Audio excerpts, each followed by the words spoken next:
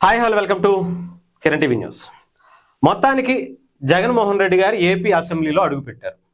ఎందుకు ఏంటనేది లాస్ట్ వరకు చూడండి. ఎందుకంటే చాలా చాలా గతంలో మాట్లాడినటువంటి మాటలు చూస్తే మేము అసెంబ్లీకి వెళ్ళాం, మాకు ప్రతిపక్ష హోదా ఇస్తే తప్ప అసెంబ్లీలో అడుగు కూడా పెట్టమని చెప్పి శపథం చేసి బయటకు వచ్చేసారు. మరి ఏం ముఖం పెట్టుకుని అసెంబ్లీకి వెళ్ళారంటే వాళ్ళకి అలాంటివి ఏమి ఉండవు అనుకోండి. అలాంటివన్నీ వదిలేసి ఎలా తుడుచుకుంటాం అనేది వాళ్ళకి అలవాటు అయిపోయింది కాబట్టి పెద్దగా పట్టించుకోవసరం లేదనుకోండి.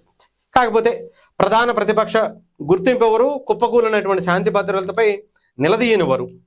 ఎవరొద్దన్నారు అంట.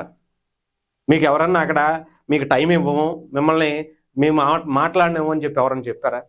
మీరు వెళ్ళి అసెంబ్లీలో కూర్చుంటే కదా అడగటానికి, లేదంటే అడిగినటువంటి పరిస్థితి ఎప్పుడన్నా అసెంబ్లీలో కూర్చుని మాకు ప్రతిపక్ష హోదా ఇవ్వండి అని చెప్పి జగన్మోహన్ రెడ్డి గారు ఏ రోజైనా సరే మాట్లాడినటువంటి ఒక్క క్లిప్ అయినా సరే అసెంబ్లీలో మేము ఈ సమస్యల మీద మాట్లాడతాం, మాకు టైం ఇవ్వండి అని మాట్లాడినటువంటిది ఈ 1.5 yearలో ఏ ఒక్క ఫోటో కానీ వీడియో కానీ మ్యాటర్ అయినా కానీ మీరు చూపించండి చాలు. మనకు అలాంటివి లేవే. అయినా కానీ వచ్చారు. సరే, ఎందుకు అంటే మాట్లాడుకుందాం. జగన్మోహన్ రెడ్డి గారు ఎందుకు వచ్చారో తెలుసా? అనర్హత వేటు పడుతుందేమో అని చెప్పి మీరు కరెక్ట్గా చాలా క్లియర్గా జగన్మోహన్ రెడ్డి గారు ఇప్పటికి 3 సార్లు వచ్చారు. ఈ 3 సార్లు ఏదో ఒక అంక పెట్టుకుని, ఫస్ట్ టైం వచ్చినప్పుడు నేను ఏమంటారు ప్రమాణ స్వీకారం చేశారు, జంప్ అక్కడి నుంచి. తర్వాత ఏమన్నారు, మేము మాకు ప్రతిపక్ష హోదా ఇస్తే తప్ప అసెంబ్లీలో అడుగే పెట్టమని చెప్పేసి వెళ్ళిపోయారు. మళ్ళీ తర్వాత ఎందుకు వచ్చారు? ఆంధ్రప్రదేశ్లో మొన్న ఎవరు స్పీకర్, డిప్యూటీ స్పీకర్లు ఇద్దరూ కూడా చాలా క్లియర్గా చెప్పేశారు, ఇన్ని రోజులు కనుక కంటిన్యూగా అసెంబ్లీ సెషన్కి కనుక హాజరు అవ్వకపోతే వాళ్ళు ఎమ్మెల్యేలుగా అనర్హులు అని చెప్పి వాళ్ళని అనర్హత వేటు వేసేటువంటి పరిస్థితి ఉంటుంది, మళ్ళీ రీఎలక్షన్ పెడతాం, మళ్ళీ ఎలక్షన్స్లో గెలిచి మళ్ళీ రావాల్సి ఉంటుంది అని చెప్పేసినటువంటి పరిస్థితి కనిపించింది.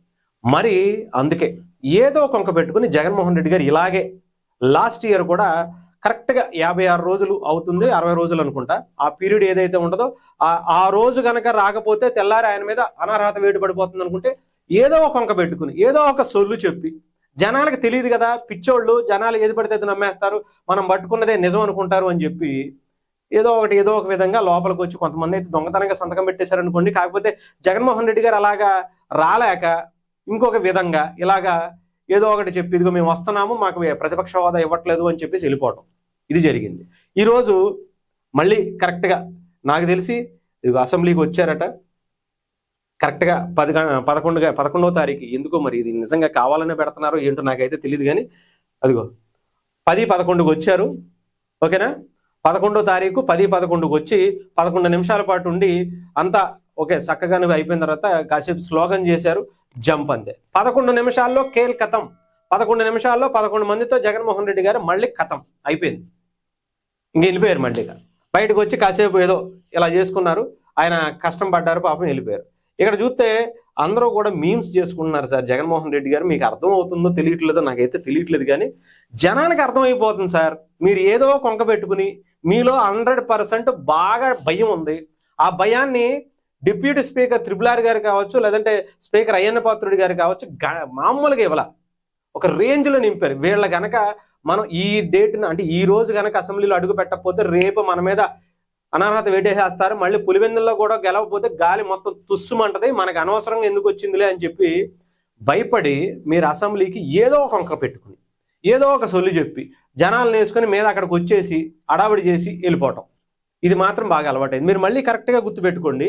నేను మళ్ళీ ఇదే మాట కరెక్ట్గా ఇంకొక మళ్ళీ 56 రోజులు 60 రోజులు అనుకుంటా ఆ పీరియడ్ ఏదైతే ఉంటుందో, ఇన్ని రోజుల్లో కనుక అసెంబ్లీకి ఎమ్మెల్యేగా గెలిచినటువంటి వ్యక్తి కంటిన్యూస్గా కనుక ఏదో ఒక రోజైనా సరే హాజరవ్వాలి. హాజరవ్వకుండా ఉంటే మాత్రం వాళ్ళ మీద అనర్హత వేటు పడుతుంది.